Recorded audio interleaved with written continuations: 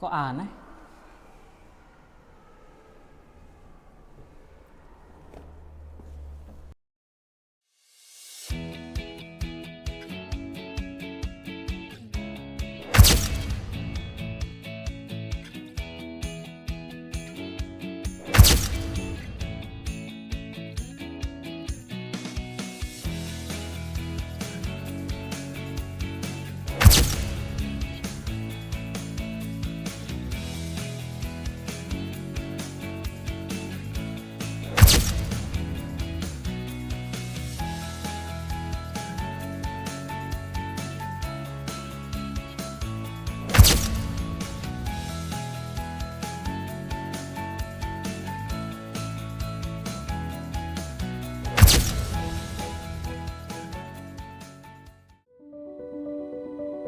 Sebuah pernikahan dianggap sah apabila telah memenuhi syarat hukum yang telah ditentukan oleh suatu negara. Namun apa yang terjadi ketika hukum itu sendiri telah dikelabuhi? Boyolali 2016. Seseorang perempuan berinisial S menyamar sebagai laki-laki. Ia mengganti identitasnya, ia mengganti namanya, dan ia menikah secara resmi di hadapan negara. Selama 1 tahun penuh, inisial H sang istri tidak mengetahui kebenaran itu. Hingga akhirnya tabir itu pun runtuh. Dan realita yang tersembunyi di balik buku nikah pun terungkap. Lalu, bagaimana ini bisa terjadi? Di manakah letak celah sistem administrasi perkawinan kita? Kasus ini bukanlah kasus penipuan biasa. Namun, kasus ini menyentuh pasal 263, pasal 264, pasal 266, dan juga pasal 279 pada Kitab Undang-Undang Hukum Pidana Negara kita. Namun, perlu ditanyakan mengenai keabsahan perkawinan yang sesuai dengan Undang-Undang Nomor 1 pada tahun 1974 negara Indonesia. Inilah anomali sebenarnya. Bukan tentang hanya satu kasus, melainkan seberapa kuat sistem hukum kita melindungi kebenaran di balik sebuah akad.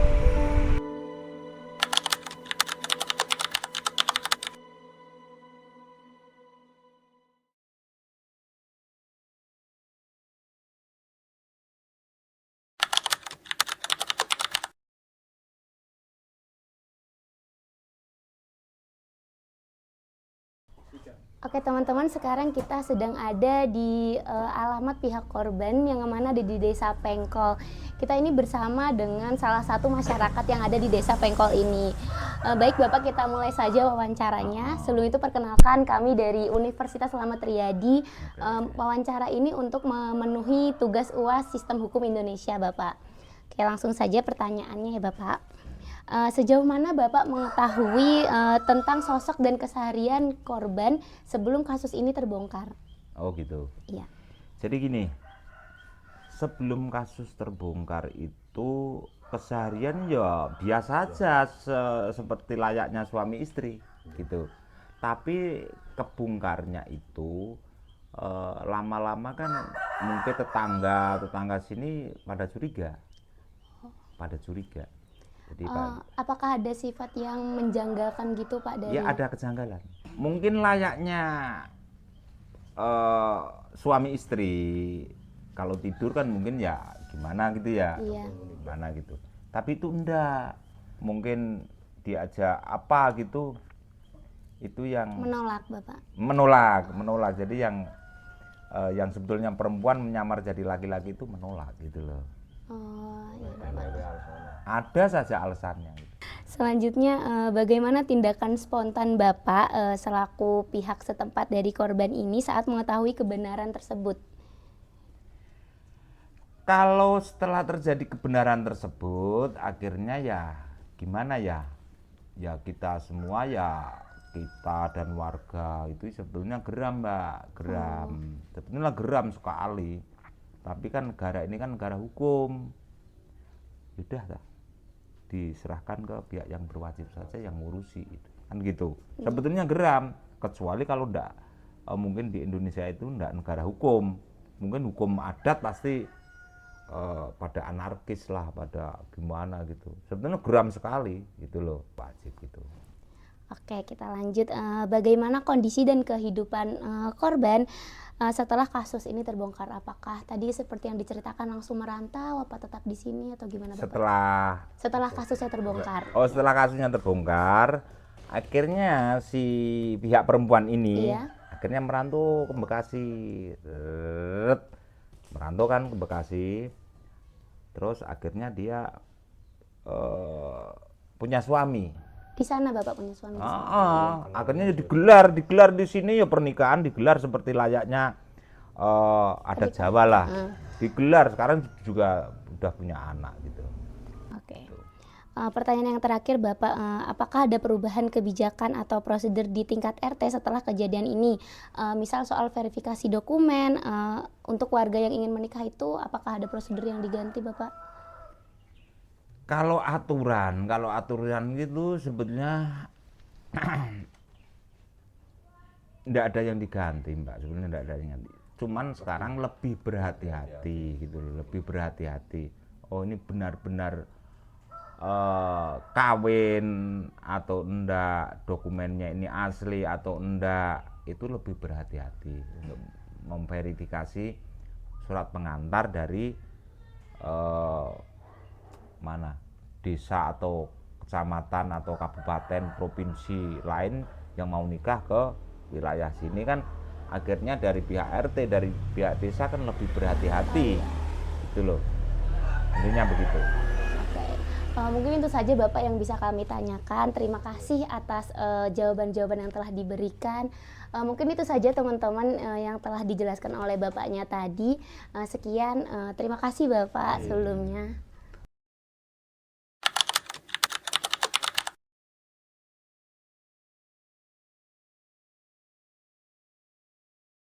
Baik teman-teman, jadi memang kami sudah berada di kediaman mantan ketua KUA pada KUA Karanggede pada tahun 2016 di saat kejadian pernikahan itu terjadi. Nah, sekarang kita akan mewawancarai mengenai bagaimana terjadinya kasus itu yang menyeret KUA Karanggede. Berarti itu memang data yang ada itu memang benar laki-laki Pak waktu itu. Laki-laki. KUA itu tertipu istilahnya tertipu, terus KUA itu baru mengetahui ketika ada laporan kan. Nah itu ketika laporan itu ada itu dari KUA itu responnya bagaimana Pak? Ya, tidak ada halangan untuk nikah. Menerima laporan kan dari desa. Sudah diperiksa dari desa, dari RT RW, pihak perempuan dan pihak laki-laki, terus dilaporkan ke KUA, syarat-syarat memenuhi syarat, tidak ada halangan untuk nikah. Sehingga akhirnya bisa nikah. Berarti itu di data yang ada di KUA itu terlambat, berarti juga ada KTP ngoten niku nggih Pak? Nggih ada. Ning niku ketoke ditelusuri KTP palsu. Oh, KTP palsu. Itu KTP anu kabeh dipalsu, dadi dari desa niku ya kena, Odin kena, kabeh do. Jadi kena hukum kita. Berarti waktu kasus itu diproses itu dari sama jaksa itu memang dari saksi-saksi yang ada itu dari pihak setempat RT. Diperiksa kok jasaan kabeh niku pokoke. Itu KUA waktu itu juga dihadirkan enggak Pak sebagai saksi? Menjadi saksi ahli. Oh, saksi ahli. Saksi ahli. Jadi saya ke sana juga pas sidang itu. Sebelum apa ya diputuskan, saya tetap ke sana. Dari kejaksaan kan minta bukti dulu. Sebelum sidang dari jaksa itu meneliti itu ya sak teliti-telitinya menurut hukum jaksa. Jadi semua data sudah diminta dari kejaksaan karena kebutuhan hukum. Jadi kalau menurut KUA itu kan, jadi kan itu memang kapusan ngoten nggih Pak. Jadi kapusan ketertipu itu jadi untuk dari pihak yang perempuan asli yang korbannya itu Pak, yang jadi istrinya itu statusnya kalau menurut KUA itu bagaimana? Apakah itu jadi pernikahan yang cacat hukum ngoten, jadi statusnya itu masih maksudnya bukan janda ngoten Pak? Setelah mengetahui bahwa pernikahan itu bertentangan dengan hukum, otomatis KUA mengajukan pembatalan. Kita mengajukan pembatalan nikah. Terus kita berdasarkan keputusan pengadilan nasional agama. Nah itu berarti setelah pembatalan nikah itu memang yang dari mengaku laki-laki itu langsung terkena hukuman penjara. Ya, otomatis dari jaksa mengajukan ke pengadilan untuk disidang, terus kena sanksi hukum. Kalau nggak keliru 2,5 tahun, kena hukuman 2,5 tahun gitu. Terima kasih Bapak, tadi sudah diwawancara banyak. Dan kami dari teman saya dan teman-teman ini berterima kasih atas keterangannya. Semoga keterangan ini ya bisa menjadi bahan tugas kami manfaatkan dengan baik. Terima kasih Bapak.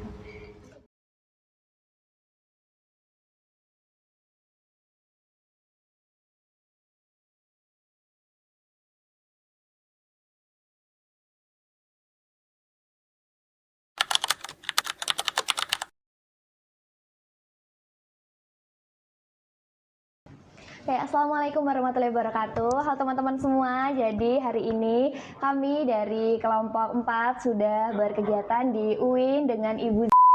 Selamat pagi Ibu. Jadi narasumber kita pada pagi hari ini itu merupakan ahli hukum yang dimana merupakan dosen di Fakultas Syariah nggak Ibu di UIN. Oke Ibu, ini kami dari Universitas Slamet Riyadi Ibu, izin untuk mewawancarai Ibu mengenai kasus yang di sekitar tahun 2016 Ibu, itu ada pernikahan satu jenis Ibu, satu gender yang dimana perempuan dengan perempuan berlangsung di Kabupaten Boyolali sendiri Ibu. Mungkin langsung saja Ibu dari pertanyaan kami yang nomor 1 kami awali dengan dari perspektif hukum, bagaimana Ibu melihat fenomena pemalsuan identitas ini dalam konteks pernikahan seperti kasus yang terjadi di Boyolali ini, seperti itu. Jadi sebetulnya di Indonesia sendiri memang perkawinan sejenis itu dilarang.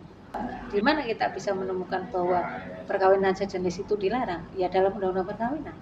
Pasal 1 Undang-Undang Perkawinan kan menyebutkan bahwa perkawinan adalah ikatan lahir batin antara laki-laki dan perempuan. Jelas bahwa dalam Undang-Undang Perkawinan itu perkawinan sejenis itu bertentangan dengan Undang-Undang Perkawinan. Artinya apa? Dilarang. Artinya apa? Harus laki-laki dan perempuan. Artinya apa? Ketentuan sahnya perkawinan itu pasal 2 ayat 1. Perkawinan adalah sah apabila dilakukan menurut hukum masing-masing agama dan kepercayaan. Nah, ketika itu sudah terjadi, kemudian menikah di KUA, kemudian bagaimana perkawinan yang sudah terjadi? Itu dari aspek hukum perkawinannya ada perdatanya, aspek pidananya juga ada. Aspek pidananya adalah bahwa dia telah memasukkan identitas atau dokumen. Nah, itu kan kemudian diproses melalui hukum pidana karena ada pemalsuan dan terbukti tadi kan, dan kebetulan memang sudah dipenjara kan gitu. Betul. Oke Ibu, setelah kami lihat bersama Ibu, itu kan merupakan kasus contoh pemalsuan identitas mengenai nikah Ibu. Nah, di sini menurut Ibu sendiri, adakah celah atau kelemahan dalam sistem administrasi pernikahan di Indonesia yang memungkinkan kasus seperti ini tuh dapat terjadi kembali seperti itu Ibu? Ya satu yang pertama memang dari segi hukum administrasi, kalau sekarang mungkin lebih apa ya, mungkin dengan adanya IKTP itu kan akan mempermudah pelacakan secara administrasi, apalagi kalau nanti sistemnya itu sudah apa ya dengan nik aja udah ketahuan gitu kan. Oke Ibu, mungkin untuk yang selanjutnya nggak Ibu, dari sudut pandang Ibu sebagai akademisi hukum ini Ibu, apa sih rekomendasi konkret agar kasus serupa tidak terulang kembali gitu, baik dari sisi regulasi maupun dari sisi implementasinya seperti itu?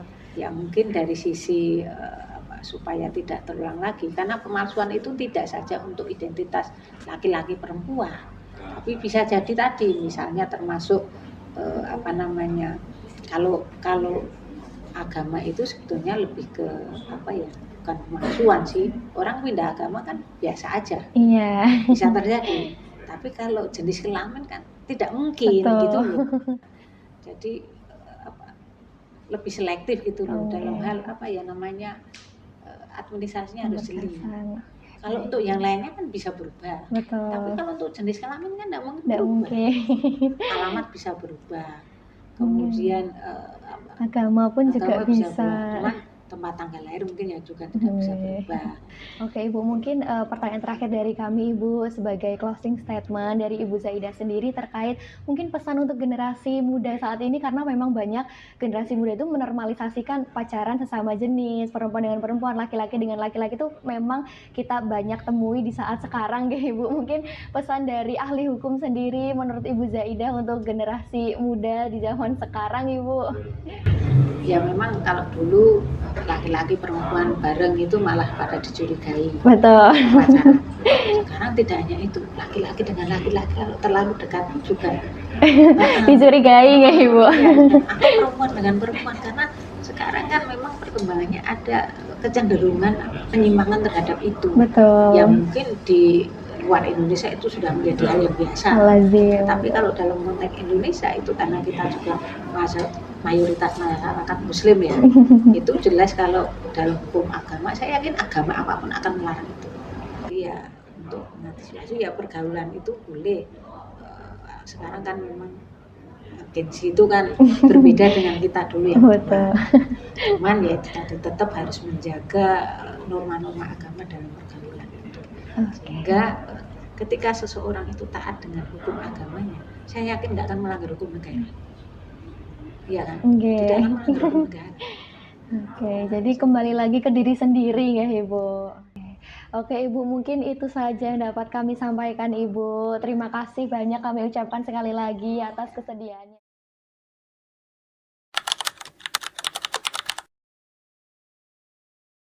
Teman-teman semuanya, perkenalkan nama aku Marwan dan di sini saya sedang bersama dengan Bapak siapa Pak sebelumnya? Bapak Boni. Bapak Boni, ini Bapak sebagai warga desa dari mana? Kalau boleh tahu. Pondok Gede. Pondok Gede. Oke.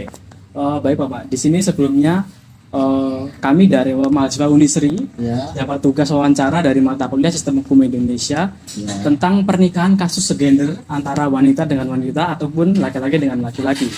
Nah sebelumnya kan kasus ini sudah marak terjadi di Indonesia ya Pak ya. Tanggapan Kemana-mana lah. ya betul. Tanggapan Bapak tentang kasus ini itu gimana Bapak? Tanggapannya saya, semisal pernikahan lawan jenis itu sebetulnya benar-benar tidak baik. Tidak baik. Seharusnya harus segera diputus lah. Bagaimana caranya mutus itu kita pasrahkan yang ahlinya nanti itu. Oke. Makanya tidak baik lah untuk kedepannya. Jadi gitu. Jadi kasus ini tidak baik begitu ya Pak. Jadi gini Pak, kasus ini kan sudah terjadi di Kota Boyolali antara cewek A dengan cewek B, yang mana cewek B itu menyamar jadi laki-laki dan itu sudah lulus di kelurahan KUA dan juga sudah dinikahkan Bapak. Nah, ini tanggapan Bapak jika kasus ini terjadi di tempat sini atau sekitar masyarakat Bapak, tanggapan Bapak gimana? Tanggapannya saya ya mau nggak mau harus dilepaskan. Jangan sampai itu terjadi. Alur agama juga sudah ada. Pokoknya itu tidak boleh dilarang. Pokoknya intinya gitulah Mas. Sesuai aja. Cowok ya sama cewek, cewek dan sama cowok. Wis gitu, real itu. Tapi Bapak tidak setuju kalau kasus ini terjadi di saya ini Pak. Terus kan kasus ini sudah marak di Indonesia ya Pak ya. Harapan Bapak biar kasus ini secepatnya itu biar nggak marak lagi itu gimana Bapak? Ya kalau tanggapannya saya harus berhati-hati, benar-benar diseleksi dulu ini benar-benar calonnya real atau enggak, cewek atau cowok harus biar tahu dulu lah ini gitu untuk menjenjang ke pernikahan atau bagaimana. Nggak benar-benar cowok ya cowok, cewek ini gitu, harus positifnya dulu ya. Berarti kita harus kenal lebih dekat dulu Pak ya sebelumnya. Oke. Nah, mungkin itu saja sih Pak yang perlu saya tanyakan kepada Bapak. Terima kasih atas kesempatannya ya Pak ya. Sama-sama. Oke guys, sekarang kita lagi bersama dengan salah satu mahasiswa dari fakultas mana Mas? Aku dari Fakultas Sains dan Teknologi dari program studi Teknologi Pangan. Oke. Sebenarnya kenalin, nama aku Gizan dan di sini kami mendapatkan tugas dari Sistem Hukum Indonesia untuk mewawancara Masnya nih. Sebelumnya nama Masnya siapa nih? Nama saya Fajri Ahmad dari semester 2. Oke, mungkin bisa langsung saja dimulai ya Mas ya. Oke, jadi Masnya ini tahu nggak sih tentang kasus yang di Kabupaten Boyolali itu tempat terjadi tentang pernikahan sesama jenis pada tahun 2016. Nah, di mana sih kita sebut saja wanita A dengan wanita B ini, dan wanita B ini menyamar sebagai lelaki agar bisa menikah dengan wanita A. Nah, menurut Masnya ini tanggapannya gimana, Mas? Tentu yang pertama shock ya, menikah sesama jenis, karena memang dari Indonesia saat ini memang mengatur tentang undang-undang perkawinan yang dimana memang pernikahan sesama jenis itu tidak dianjurkan. Namun balik lagi, apakah tidak ada pengecekan terkait dengan identitas yang dimana sesama jenis itu tidak dianjurkan untuk menikah, seperti itu sih Mas, kalau tanggapanku. Oke, jadi sini saya akan menanyakan tentang bagaimana sih peranan anak muda agar kasus seperti itu tuh setidaknya lebih terminimalisir lagi agar tidak terjadi di kemudian hari lagi. Yang pertama tentu dengan adanya kesadaran diri ya, karena sesama jenis itu tidak dianjurkan. Yang kedua, memberikan edukasi kepada orang yang mungkin terkena gangguan mental yang seharusnya memang harus dibawakan ke ahlinya atau psikolog, serta ya mungkin ada teman-teman dekat itu untuk berbagi cerita lah mengenai ya kehidupan yang sebenarnya lah ya, karena memang seperti itu kan merupakan salah satu yang dilarang oleh agama dan hukum juga, seperti itu sih Mas. Oke, jadi tidak menutup diri ke lingkungan sosialnya begitu ya? Iya benar. Oke, jadi mungkin itu aja ya teman-teman ya, wawancara kita dengan Mas Fajri dari Fakultas Sains dan Teknologi. Iya, dari Prodi Teknologi Pangan. Oke, sekian, terima kasih. Wassalamualaikum warahmatullahi wabarakatuh. Halo teman-teman, saya di sini Reza Prawelangkai dengan mbaknya Aku Adista. Mbak Adista ya. Mbak Adista itu dari Fakultas Prodi apa? Aku dari FISIP, Prodi Hubungan Internasional. Oke. Sebelumnya maaf ya menyita waktunya mbaknya. Di sini kita mau wawancara tentang kasus perkawinan sama jenis. Nah, dari mbaknya, kalau misalnya di lingkungan mbaknya ada perkawinan sama jenis itu gimana tanggapannya? Kalau dari aku sendiri kaget ya, karena emang normalnya manusia itu kan pasti berpasangannya laki-laki dan perempuan. Ya, jadi peran anak muda itu harus gimana Mbak supaya bisa mengurangi kasus seperti ini biar kedepannya nggak ada lagi yang kayak gini? Kalau mungkin dari aku kesadaran diri sih. Pertama, kalau kesadaran diri itu kita harus bisa ngatur pergaulan kita biar nggak kelewat batas atau gimana. Terus kita juga kayak sering-sering kayak mungkin bersosialisasi tentang apa ya, pokoknya bersosialisasi kita harus menyuarakan kalau hal seperti itu tuh nggak boleh dinormalisasikan. Kayak gitu aja sih kalau dari aku. Jadi itu ya guys, kita menerima perbedaan tapi tidak menerima penyimpangan. Oke. Sekian saja dari saya Reza Prawelangkai dengan mbaknya Adista. Makasih. Kasus Desa Pengkol membuktikan betapa rentannya sistem administrasi kependudukan kita. Pelaku berhasil lolos dari seluruh proses verifikasi pernikahan hanya karena dokumen palsunya telah dinyatakan tidak valid di tingkat desa. Dampaknya jauh melampaui ruang sidang. Korban mengalami trauma mendalam hingga memilih meninggalkan desanya. Secara hukum, pernikahan ini batal demi hukum karena cacat administrasi. Status korban kembali lajang, bukan janda.